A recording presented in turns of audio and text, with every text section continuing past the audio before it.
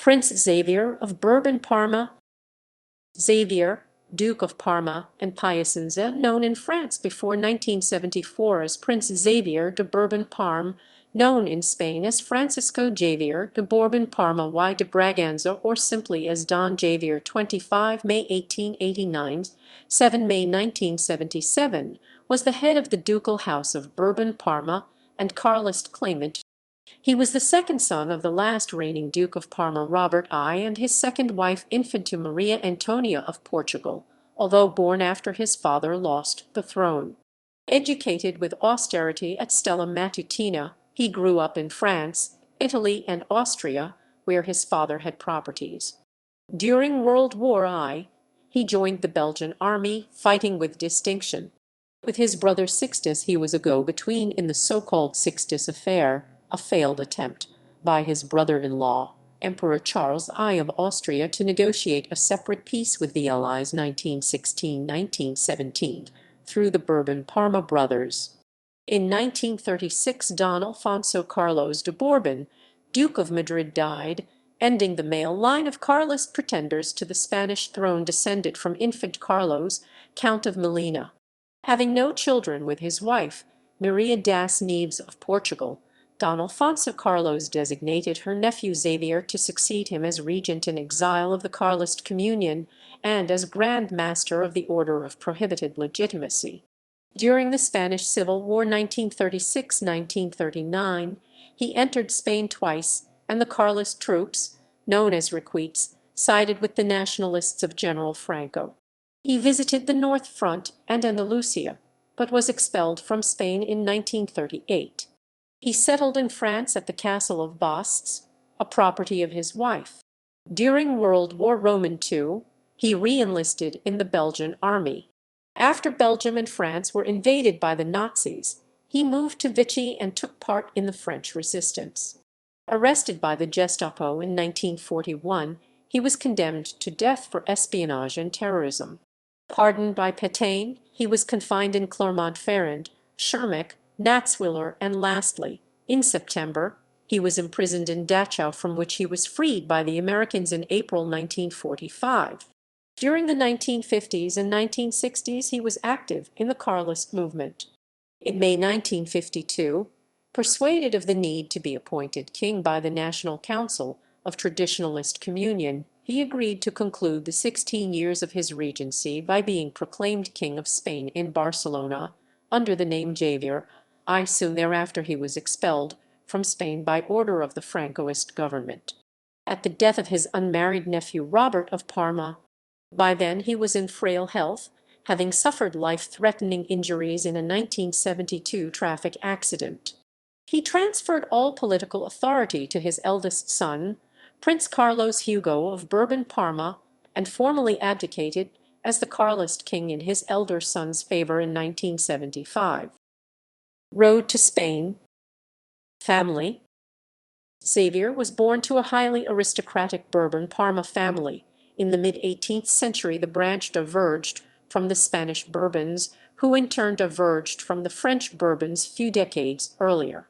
Along the patriline, Xavier was descendant to the King of France, Louis Roman XIV, and to the King of Spain, Philippe V. Among his great-great-grandparents, Louis I was the King of Etruria, Vittorio Emmanuel I was the King of Sardinia, and the Duke of Savoy, Charles X was the King of France, Francisco I was the King of Two Sicilies, Pedro Roman. Xavier's father, Robert 1848–1907, was the last ruling Duke of Parma, and Xavier's mother, Maria Antonia de Braganza 1862–1959, was exile-born daughter of the 1834 deposed King of Portugal. Many of Xavier's uncles and aunts came from European royal or ducal families, though the only one actually ruling was his mother's sister, Maria Anna de Braganza, Grand Duchess of Luxembourg. The other three were claiming the throne: his mother's brother, the Portuguese Miguelist pretender Dom Miguel, his father's sister, the Carlist Queen of Spain Margarita de Bourbon-Parma, and another sister of his mother, also the Carlist Queen of Spain, Maria de las Neves de Braganza. One uncle, Archduke Karl Ludwig, was official heir to the throne of Austro-Hungary. Of Xavier's cousins, the only two who actually ruled were Elizabeth, the Queen Consort of Belgium, and Charlotte, the Grand Duchess of Luxembourg. Xavier's step-cousin, Archduke Franz Ferdinand, was official heir to the Austro-Hungarian throne. Two cousins were legitimate pretenders. Along the paternal line, Don Jaime, the Carlist claimant to the Spanish throne, and along the maternal line, Dom Duarte Nuno, the Miguelist claimant to the Portuguese throne. Some of Xavier's siblings have married into the ruling European houses and few have actually ruled. These were the cases of his younger sister Zita, who in 1911 married into the Imperial Habsburg family to become the Empress of Austria and the Queen of Hungary in 1916–1918, and this of his younger brother Felix, who in 1919 married into the ducal. Some of Xavier's siblings were closely related to actual rulers. These were the cases of his younger brother René, who in 1921 married into the royal Danish family, this of his younger brother Louis, who in 1939 married into the royal Italian family, and this of his older half-sister Maria Luisa, who in 1893 married into the royal Bulgarian. Some of Xavier's siblings married into ducal or otherwise distinguished highly aristocratic houses. 6 mentally handicapped older half-siblings have never married, and 3 of Xavier's sisters became Benedictine nuns. Infancy, childhood and youth before 1914. Though deposed as Duke of Parma in 1859, Xavier's father kept claiming the title. He retained massive wealth, comprising estates in Italy and Austria. Moreover, in the late 19th century, the Bourbon-Parma inherited the magnificent Chambord castle. The family, consisting of Robert, his second wife, and some 20 children from both marriages, lived in 2 homes, in Pianur and in Schwarzau. They used to spend half a year in each location, shuttling in a special train and taking even children's horses with them. Xavier's childhood was full of serenity, luxury, and cheerfulness, though relations with half-siblings from the first marriage were not equally cordial. The Bourbon-Parma were deeply Roman Catholic and essentially French in culture and understanding. Another language spoken was German.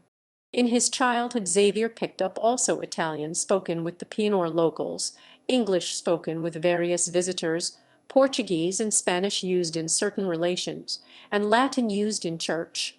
The family were frequently visited by guests from the world of aristocracy, books, and universities.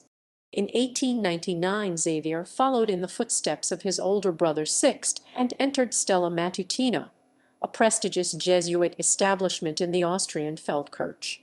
Though catering to Catholic aristocracy from all over Europe, the school ensured a model of humble religiosity, the staff ensured high teaching standards, and the mix of boys from different countries ensured a spirit of international comradeship. Xavier graduated in the mid-1900s in 1906, moved to Paris, still trailing his older brother and commencing university studies. Unlike Sixt, who studied law, he pursued 2 different paths: political economic sciences and agronomy.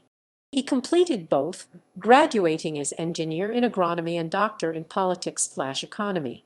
The year or years of him completing the curriculum are not clear.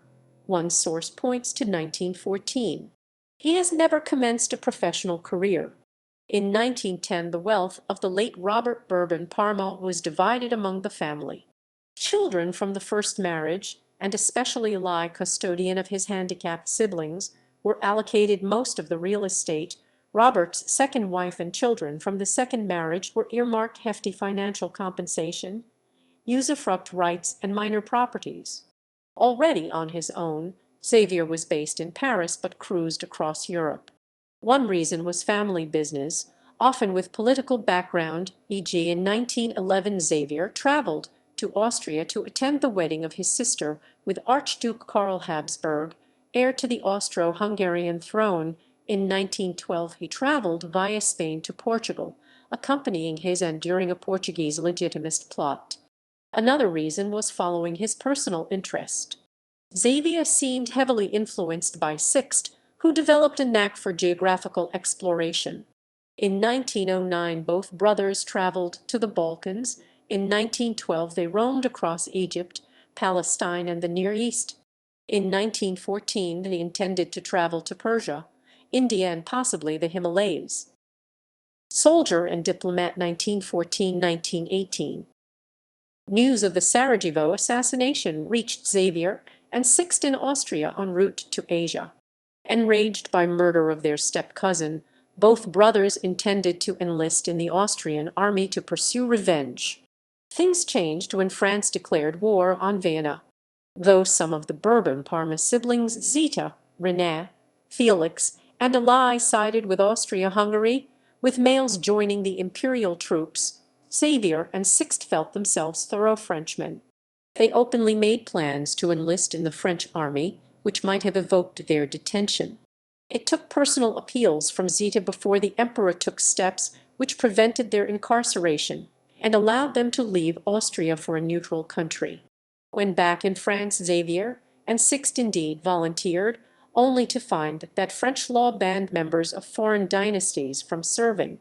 Determined to fight, they contacted their cousin, Queen Elizabeth of Belgium, who looked to it that both were allowed to serve in the Belgian military. Due to a car accident involving Sixte, however, the brothers joined the ranks of the Belgian army no sooner than late November 1914. Xavier was initially accepted as a private in medical services and was seconded to the 7th Artillery Regiment. Exact details of his service are not clear. What was left of the pre-war Belgian army served on a relatively calm sector of the front line in Flanders and France, next to the English Channel. At an unspecified time, Xavier was released from the line and assigned to an officer training course organized by the Belgian General Staff, which he completed. By mid-1916, he was sub-lieutenant, later promoted to captain. In late 1916, Xavier became involved in the Sixtus Affair, a secret Austrian attempt to conclude a separatist peace. The new emperor Carl I decided to exploit his family ties and friendship with the Bourbon-Parma brothers, trusting especially in the skills and intelligence of Sixte. As French citizens, both agreed to undertake the mission only upon obtaining the consent of the French government. The role of Xavier is generally considered secondary to that of Sixte, though he was present during some crucial meetings, whether with the French authorities in Paris or with the Austro-Hungarian envoys in Switzerland and in Vienna, and some scholars do refer to mediation des Princes Sixte et Xavier. Negotiations broke down in early 1917, and the matter seemed closed. Leaked by Clemenceau in May 1918, it turned into a political crisis and a scandal, which damaged the prestige of the young emperor. Xavier and Sixte, at that time in Vienna, were considered endangered, menaced either by the Austrian Foreign Minister Czernen's willingness to eliminate witnesses, or as victims of popular wrath. The incident is considered perhaps the ultimate example of amateurish aristocratic diplomacy gone awry during the First World War, although none of the sources consulted tends to blame Xavier for the final failure. It is not clear whether he returned to military service afterwards. At the moment of the armistice, he was a major in the Belgian army, awarded the French Croix de Guerre, the Belgian Croix de Guerre, and the Belgian Order de Leopold. Plaintiff and husband 1920s. Immediately after the war, Xavier was engaged in assisting Zita and Carl following their deposition. In 1919, together with Sixte, he traveled to England and contacted King George V. The British support materialized as a liaison officer, dispatched to the Republican Austria to assist the unhappy couple on their route to exile. However, it soon turned out that it was his own business which attracted most of Xavier's attention. Following wartime financial turmoil and expropriations of some family estates, economic prospects of both brothers seemed rather bleak. As a countermeasure, they decided to challenge the French state, which in 1915 seized Chambord as property of Ally, the Austrian officer. The Versailles Treaty stipulations allowed to conclude the seizure legally if combined with paying compensation fee. Sixte and Xavier sued. They claimed that the family agreed 1910 partition, based on the Austrian concept of an indivisible majorate, was not applicable in the French law, and that the Chambord property should be divided. They claimed also that as volunteers to the French and Belgian armies, they should be exempted from expropriation procedure. Centered on fortune worth Chambord property. In fact, the lawsuit was directed against a lie. In 1925, the court accepted brothers' point of view, the decision immediately appealed by their half-brother. In 1928, the case was overturned in favor of a lie, the decision appealed by both brothers. In 1932, the Court of Cassation upheld the 1928 decision, which eventually left Xavier and Sixte frustrated in their bid. Resident in Paris and living off the family wealth remaining, Xavier reached his mid-30s when he was attracted to Madeleine de Bourbon-Basset, 9 years his junior, daughter to Count de Lignières and descendant to a cadet branch of the French Bourbons. The Bourbon-Bassets have been related to a centuries-old aristocratic controversy, historically regarded non-dynastic as set up in the 15th century by an illegitimate relationship. By enemies the branch was lambasted as bastards. Would-be marriage of Prince Xavier and Madeleine might have resulted in stripping their children off Bourbon. Since the death of Robert, it was a lie who headed the family. He declared the would-be marriage non-dynastic and morganatic. Despite this stand, Xavier wed Madeleine in 1927, and some newspapers titled her princess. As the Bourbon-Bassets enjoyed significant wealth, the marriage changed financial status of Xavier, especially that Madeleine had no living older brothers. The couple settled in Bast's castle, where Xavier managed the rural economy of his in-laws. Their first child was born in 1928, to be followed by the other 5 throughout the 1930s. Following the 1932 death of his father-in-law, Xavier became head of the family business, crowned with the Lignières castle. Little is known of his public activity at that time, except that he was engaged in various non-political though conservatism-flavored Catholic initiatives.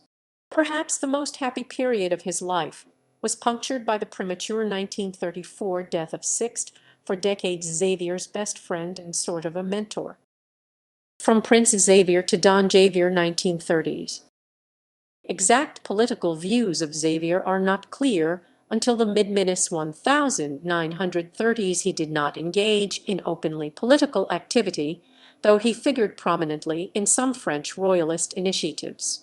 Himself son of a deposed ruler and his own sister deposed as empress, he had some relatives associated with France. Spain and Portugal engaged in legitimist politics, though others associated with Luxembourg, Belgium, Denmark, and Italy fit rather in a general liberal democratic monarchist framework. None of the sources consulted provides information on his views on ongoing French politics. Few note that his brother Sixte was a legitimist who in scientific dissertation advanced rights of the Spanish Bourbons to the crown of France. On the other hand, his half-brother Eli openly abandoned the legitimist outlook. Some scholars claim that Prince Xavier remained within Mas Pura Doctrina Traditionalista, others suggest that he nurtured democratic ideas.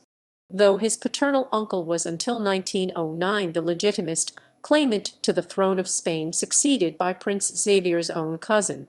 Prince Xavier, a Frenchman at heart himself, did not reveal any particular interest in Spanish issues, even though he maintained close links with his cousin in the 1920s resident in Paris. This changed when Jean Roman III died unexpectedly in 1931 and was succeeded in his Carlist claim by Alfonso Carlos I, resident in Vienna, octogenarian and childless. Alfonso Carlos was doubly related to the Bourbon-Parmas. The two families remained on close terms. His ascendance to the Carlist claim was from the onset plagued by the succession problem, as it was already evident that the Carlist dynasty would extinguish. As measure to address the issue in the early 1930s, Alfonso Carlos pondered upon reconciliation with the Alphonsine branch. It is not clear whether he commenced talks with other members of the family about a strictly Carlist succession in parallel as option B, or whether he embarked on this course having abandoned the plans of dynastic agreement in 1934-1935. Following the death of Sixte in 1934, Xavier became the most senior Bourbon-Parma partner of Alfonso Carlos. The two must have discussed the question of Carlist succession extensively, yet there is no information on details. In particular, it is not clear whether Alfonso Carlos suggested that Xavier succeeds him as a king, proposal possibly rejected by the Bourbon-Parma, or whether regency was the option preferred from the onset. Scholars speculate that it was Prince Xavier's legitimism, Christian spirit, modesty, impartiality, and lack of political ambitions which prompted Alfonso Carlos to appoint him as a future regent. What prompted Xavier to accept the proposal remains unclear. Some suspect that he gave in to the pressure of his uncle and considered accepting the regency as his family, legitimist and Christian duty. In any case, Xavier probably viewed his future regency, announced in the Carlist press in January 1936 and to commence after death of Alfonso Carlos, in terms of months rather than years. It was supposed to provide royal continuity before a general Carlist assembly appoints a new king. Regent. Wartime leader 1936–1939. Contrary to expectations, the Spanish February 1936 elections produced victory for the Popular Front, and the country embarked on a proto-revolutionary course. Carlists first commenced preparations for their own campaign, and then entered into negotiations with military counter-revolutionaries. The latter asked Xavier to supervise the conspiracy. Prince Xavier, known in Spain as Don Javier, established headquarters in Saint-Jean-de-Luz, where he received Carlist politicians from June to July. In negotiations with the generals, he adopted an orthodox and intransigent Carlist stand.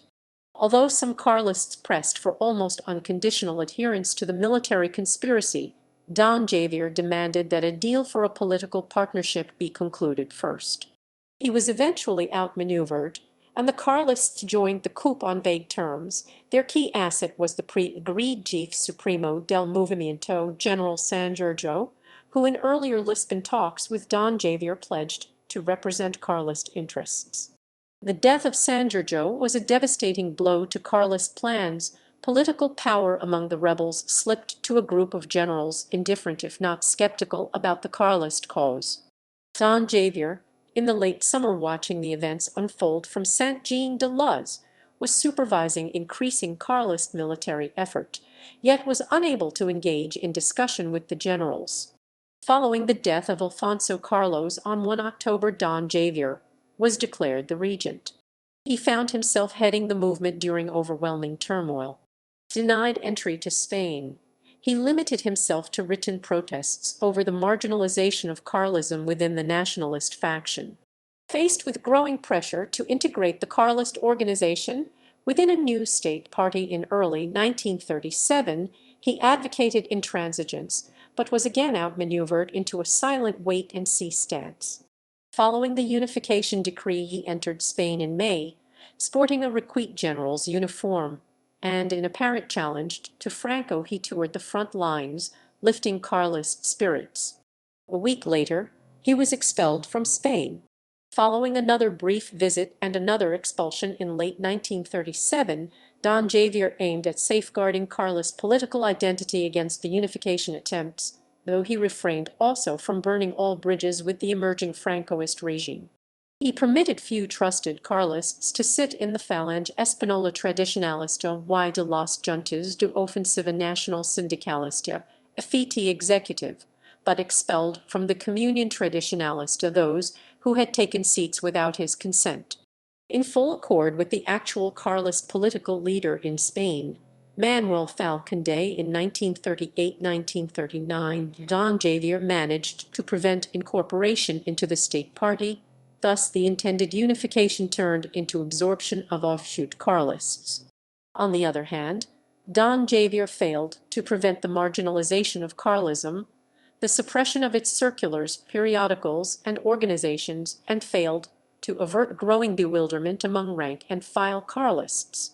In 1939, he repeated his offer to Franco. Franco reportedly advised the prince that many generals of Republican mindset who had joined the coup were unhappy about Don Javier's presence. He also suggested that Don Javier might do more good for the nationalist cause from abroad. Don Javier agreed to leave, but refused to associate with the Paris link suggested, claiming the person recommended, Manuel de Santa Cruz Alberto Ruiz de Galarreta, was an SS operative.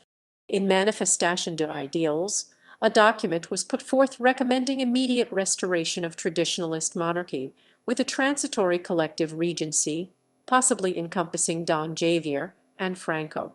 The proposal was left without response. Soldier, incommunicado, prisoner 1939–1945. Upon the outbreak of World War II, Prince Xavier resumed his duties in the Belgian army, serving as major in his old artillery unit. As the Germans advanced swiftly, the Belgians were pushed back to Flanders towards the English Channel. Incorporated into the French troops, the regiment was withdrawn into Dunkirk. In the mayhem that followed, the Belgians did not make it to the British evacuation ships, and Don Javier became a German POW. Released promptly, he returned to the family castles of Ligniers in Berry and of Bosts in Bessin-dans-l'Allier. The properties were divided by the demarcation line, Ligniers in the occupied zone and Bosts in the Vichy zone. In late 1940 and early 1941, Prince Xavier assisted in opening the so-called Halifax. The exact role of Prince Xavier is unclear. Some scholars claim he served as an intermediary trusted by the British royal family, including King George VI, and by Pétain. As he did not leave France, it seems that he wrote letters which provided credibility for the envoys sent. Though the episode is subject to controversy, by some viewed as a proof of Pétain's double game and by some largely as a hagiographic mystification, the debate hardly relates to the role of Xavier. In the early 1940s, Prince Xavier was increasingly isolated from Spanish affairs. Neither he nor the Spanish Carlists were permitted to cross the frontier, while correspondence remained under wartime censorship. Documents he passed, the most notable of which was the Manifesto de Santiago 1941, urged that intransigence, though not openly rebellious anti-Francoist actions, be maintained. With the regent and periodically detained Fal, largely incommunicados, Carlism decayed into bewilderment and disorientation. In 1941–1943, Prince Xavier lived in political isolation, devoting time to his family and managing the Bourbon-Parma fortune. In 1941 he inherited from his late and the Puchheim castle in Austria. Prince Xavier became increasingly sympathetic to the anti-Pétain opposition and, via local priests, maintained informal contact with district resistance leaders. At one point he joined works of the Comité aux Réfractaires du Estio and welcomed labor camp escapees in wooden areas of his estates, providing basic logistics and setting up shelters for the sick in his library. When two of them were detected and detained, Prince Xavier cycled to Vichy and successfully sought their release. Exposing himself, following a surveillance period in July he was arrested by the Gestapo. Sentenced to death for espionage and terrorism, he was pardoned by Pétain, first confined in Clermont-Ferrand, Schirmeck and Natzwiller. In September he was finally imprisoned in Dachau. The Nazis asked Franco about his fate. The Caudillo declared total disinterest. Periodically condemned to the starvation bunker, when freed by the Americans in April 1945, Prince Xavier weighed 36 kg. Relaunch 1945–1952. Having returned to health, in late summer of 1945 Prince Xavier testified at the trial of Pétain. His account was largely favorable to the marshal. In December he clandestinely entered Spain for a few days.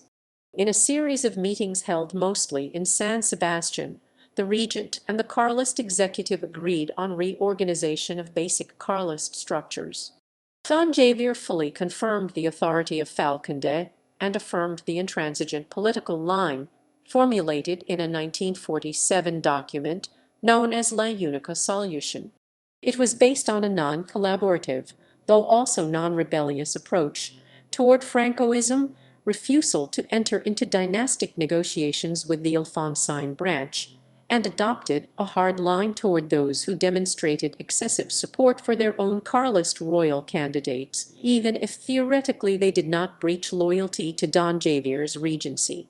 With the rank and file, Don Javier communicated by means of manifestos, read aloud during Carlist feasts, urging loyalty to traditionalist values.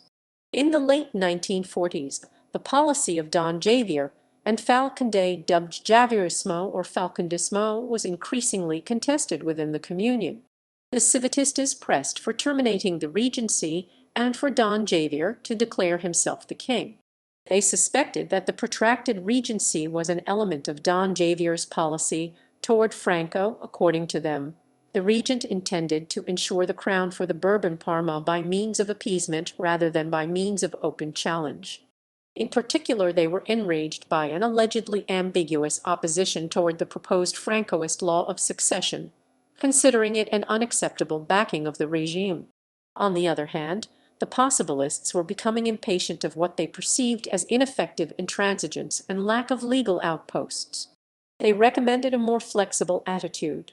Following the 1949 news about Franco's negotiations with Don Juan, Don Javier found himself under pressure to assume a more active stance. Don Javier and Fal stuck to rigorous discipline and dismissed Savat from Catalan Jefatura, though they also tried to reinvigorate Carlism by permitting individual participation in local elections, seeking a national daily and building up student and workers' organizations.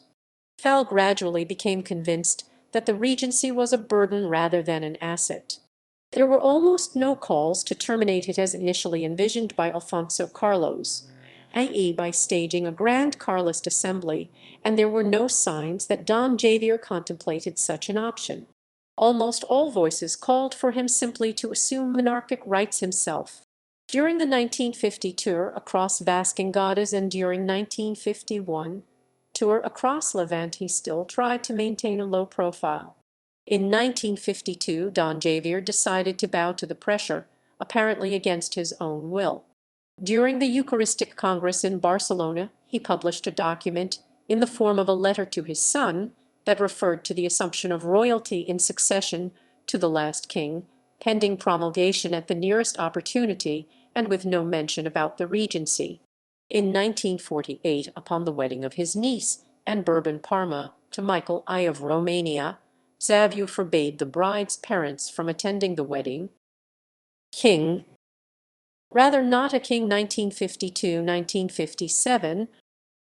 The Carlist leaders were exhilarated and made sure that the declaration, worded as the termination of the regency and commencement of the rule of King Xavier I, was disseminated across the party network. Upon receiving the news, the rank-and-file Carlists were euphoric.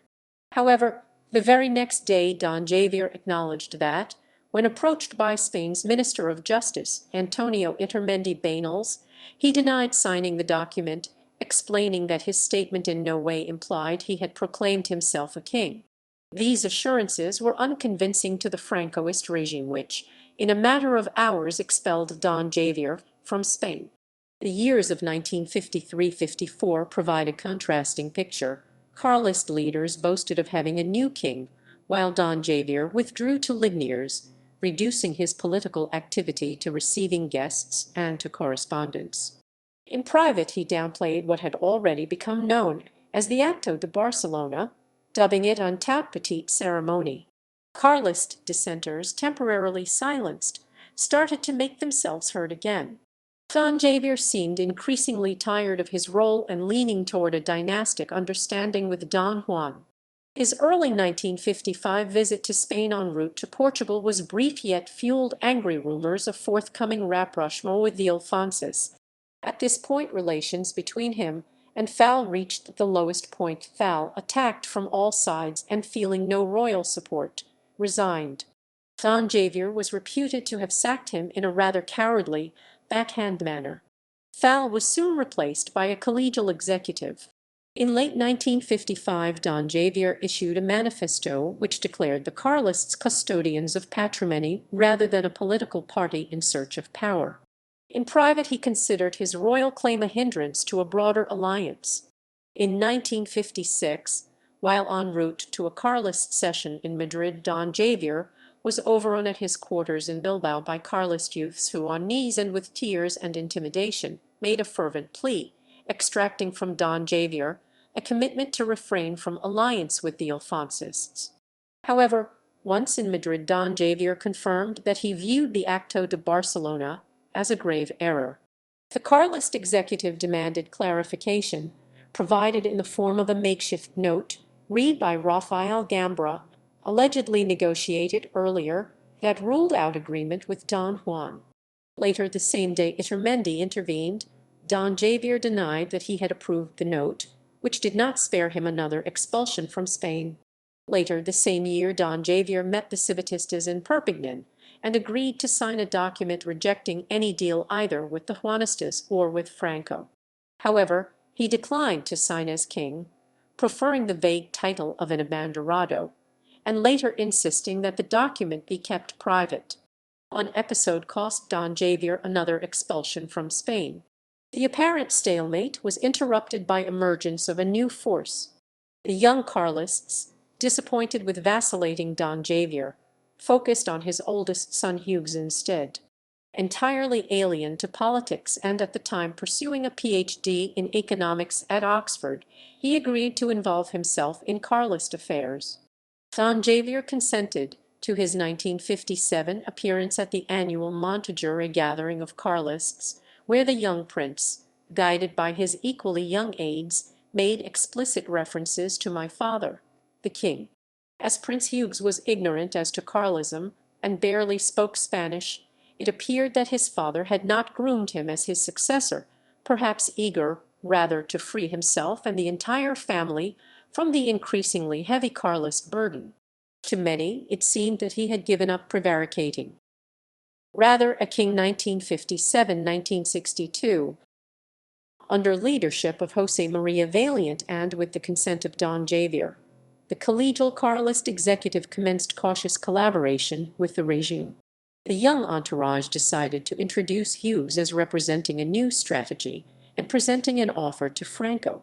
According to another interpretation, Don Javier saw his son's involvement as an opportunity to consider new strategies for long-term gains, and changed course in the hope that the regime might one day crown the younger prince. Still another view was that the changing political course and the political coming of age of Hugues simply coincided. One way or another, starting in 1957, Don Javier gradually permitted his son to assume an increasing role within Carlism. In the late 1950s, Don Javier firmly abandoned any discussion of reconciliation with the Alfonsinos. He instructed that harsh measures be taken against those who approached them. However, he remained respectful towards Don Juan and avoided open challenge. He also stopped short of explicitly claiming the kingly title. He supported Valiant. His position gradually reinforced formally up to the new Jefe Delegado in 1958–1960 in attempts to eradicate internal forces of rebellion against collaboration and to combat new openly secessionist groups. Though 20 years earlier he expelled from the Communion those who had accepted seats in Francoist structures, at the beginning of the 60s Don Javier viewed the appointment of 5 Carlists to the courts as the success of the collaborationist policy, especially because the Franco regime permitted new Carlist legal outposts, and the movement participated openly in the public discourse. Another milestone came in 1961–62. First, in a symbolic gesture, Don Javier declared Hugues Duc de San Jaime, a historic title borne by Alfonso Carlos. Then he instructed his followers to envision the prince as the embodiment of a king. Hugues, legally renaming himself Carlos Hugo, settled in Madrid and set up his secretariat, a personal advisory body. Yet, for the first time in history, a Carlist heir officially lived in the capital and openly pursued his own politics.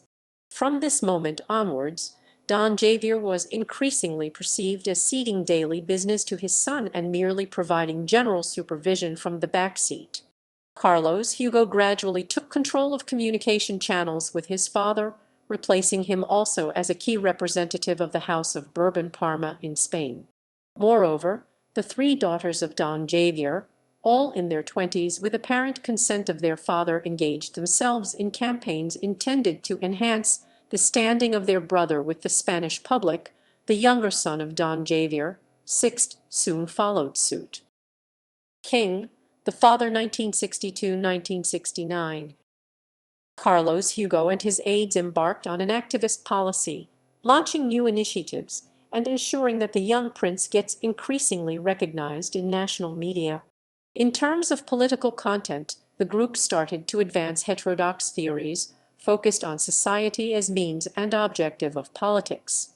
In terms of strategy, until the mid-1960s, it was formatted as advances towards the socially minded.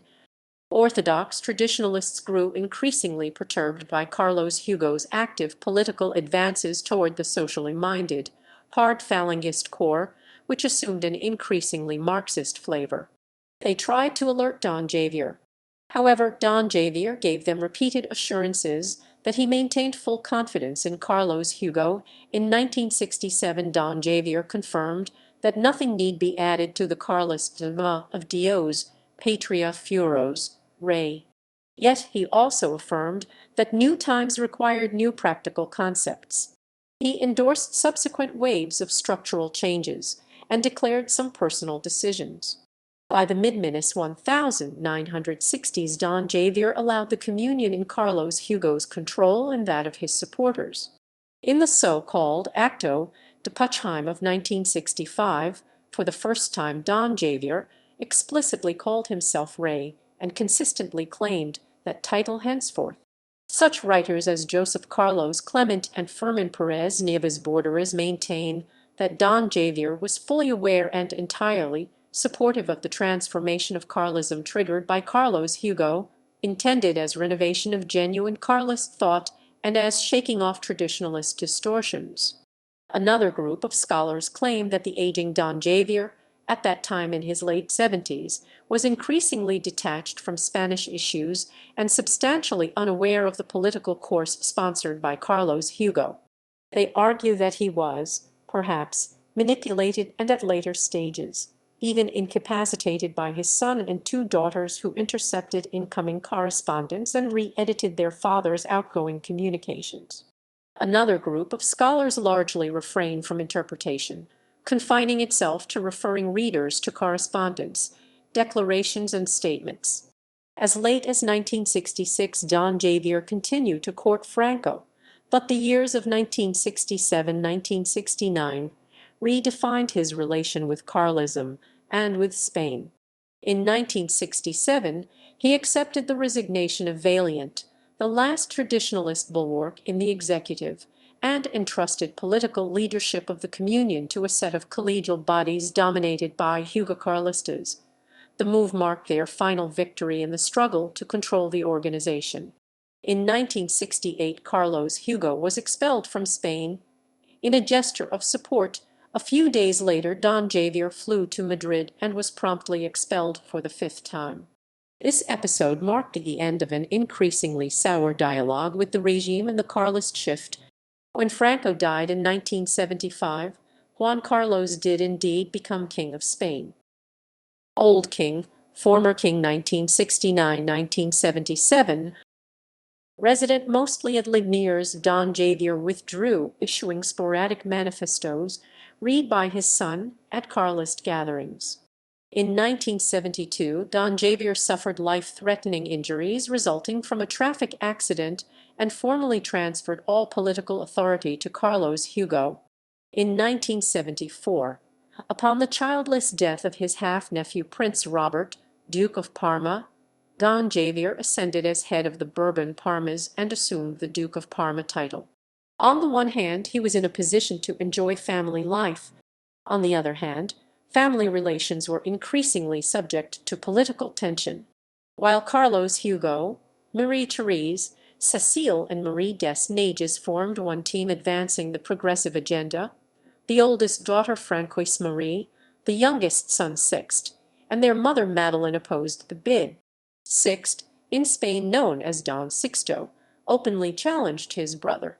He declared himself the standard-bearer of traditionalism and started building his own organization. In 1975, Don Javier abdicated as the Carlist king in favor of Carlos Hugo, and according to a source, he would have expelled Sixto from Carlism for refusing to recognize the decision. It is not clear what his view on the commencing Spanish transition was. Following the 1976 Montejur events, he lamented the dead, officially disowned the political views of Don Sixto, and called for Carlist unity. However, in a private letter, Don Javier claimed that at Montejur the Carlists have confronted the revolutionaries, which has been interpreted as the followers of Don Sixto being the real Carlists according to Don Javier. Early March 1977 proved convulsive. On Friday 4th, accompanied by his son Sixto, he was interviewed by the Spanish press, and his responses showed Carlist orthodoxy. That same day he issued a declaration certified by a Paris notary objecting to his name being used to legitimize a grave doctrinal error within Carlism, and implicitly disowned the political line promoted by Carlos Hugo. In order to justify that declaration, Carlos Hugo alerted the police that his father had been abducted by Sixto, an accusation which was denied publicly by Don Javier himself, who had to be hospitalized heavily affected by the scandal generated. Shortly afterwards, Don Javier issued another declaration, certified by a different Paris notary, confirming his oldest son as my only political successor and head of Carlism. Then it was Dona Maddalena who declared that her husband had been taken by Carlos Hugo from hospital against medical advice and his own will, and that Carlos Hugo had threatened his father to obtain his signature on the second declaration. Eventually, Don Javier was transferred to Switzerland, where he soon died. The widow blamed the oldest son and three daughters for his death. Reception and legacy. Severely noted in Spain until the Civil War, also afterwards Don Javier remained a little-known figure, partially the result of censorship. Franco considered him a foreign prince. Among European royals he was respected but politically isolated. In the Carlist realm he grew from obscurity to iconic status, yet since the late 1950s he was being abandoned by successive groups, disappointed with his policy. Disintegration of Carlism accelerated after Don Javier's death. Partido Carlista won no seats in general elections, and in 1979 Carlos Hugo abandoned politics. This was also the case of his three sisters, though Marie-Therese became a scholar in political sciences and advisor to Third World politicians. Sixth is heading Communion Tradicionalista, one of two traditionalist grouplets in Spain, and poses as a Carlist standard-bearer. The oldest living grandson of Don Javier, Charles Xavier, styles himself as the head of the Carlist dynasty, oddly enough, without claiming the Spanish throne. In France, a grouplet referred to as Lies Nor called him in 2015 a king of France for tomorrow. The group is classified by some as far-right and by some associated with Trotsky, Mao, and Gaddafi. In partisan discourse, Don Javier is generally held in high esteem, though left-wing Partido Carlista militants and right-wing traditionalists offer strikingly different pictures of him. Authors admitting their Hugo Carlista pedigree claim that from his youth Don Javier has nurtured democratic, progressive ideas, and in the 1960s he lent his full support to renovation of Carlist thought. Authors remaining within the traditionalist orthodoxy suggest that, although generally conservative, but in his 70s impaired by age, bewildered by Vaticanum Roman II, misled and possibly incapacitated by his children, Don Javier presided over destruction of Carlism. A few go farther, claiming that evidence points to Don Javier having been fully supportive of the course sponsored by his son. They either talk about desertion to La Dinastia or with some hesitation point to treason. Some, highly respectful though disappointed by Don Javier's perceived ineptitude and vacillation as a leader, consider him a candidate for sainthood rather than for kingship. In historiography, Prince Xavier has earned no academic monograph yet. Books published fall rather into hagiography. Apart from minor pieces related to the Sixtus Affair, Chambord litigation, and Halifax. There are 4 PhD dissertations discussing post-Civil War Carlism, yet they offer contradictory conclusions. One presents Don Javier as a somewhat wavering person who eventually endorsed changes to be introduced by Carlos Hugo. One carefully notes his peculiar position, yet cautiously claims he kept backing the transformation.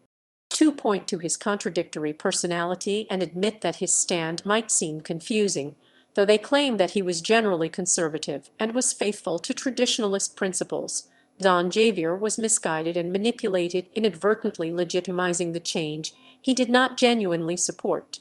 Some hints suggest that he never seriously contemplated his own royal bid and headed Carlism as a cultural spiritual movement, perhaps modeled on French legitimism. At least since 1957, Don Javier purported to exercise the kingly prerogative as a fount of honor, occasionally conferring Carlist chivalric orders, such as the Legimited Proscrita, upon Valiant, Fell, and Zeminalo. In 1963, he conferred the Grand Cruz of the same order on his wife.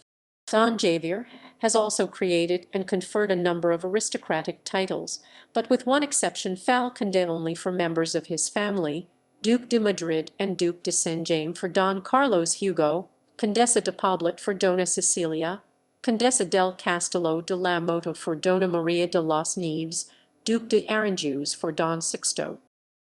Children: Princess Maria Francisco of Bourbon-Parma, 1928–8–1919, August 1928. Married Prince Edouard de laAux, 1926–2010. Carlos Hugo, Duke of Parma, 8 April 1930, 18 August 2010, 2010–8–18, aged 80. Married Princess Irene of the Netherlands, born 1939. Princess Maria Teresa of Bourbon-Parma, 28 July 1933, 26 March 2020, 2020–3–26, aged 86. Victim of COVID-19. Princess Cecilia Maria of Bourbon-Parma, 12 April 1935, 1 September 2021, 2021–9–1, aged 86. Princess Maria de los Nieves of Bourbon-Parma, 1937–4–29–29, April 1937. Prince Sixto Enrique of Bourbon-Parma, 1940–7–22–22, July 1940. In fiction, the television series The Young Indiana Jones Chronicles presents Xavier, played by Matthew Waite, and his brother Sixtus, played by Benedict Taylor, as Belgian officers in World War I who helped the young Indiana Jones. Writings: La République de tout le monde, Paris, Amicitia, 1946. Les Accords, Secrets Franco-Anglais de December 1940, Paris, Plan, 1949. Les Chevaliers du Saint-Sepulchre, Paris, A. Fayard, 1957. Honors: Calabrian House of Bourbon, 2 Sicilies, Knight Grand Cross of Justice of the Calabrian 2 Sicilian Order of St. George, Belgium, Knight Grand Cordon of the Order of Leopold, Belgium, Croix de Guerre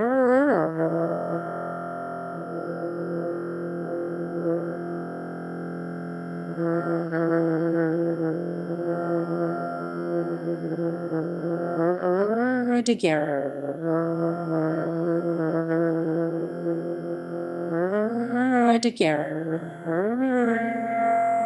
France, Croix de Guerre. A sovereign knight of the Order of Prohibited Legitimacies. Ancestry. Footnotes: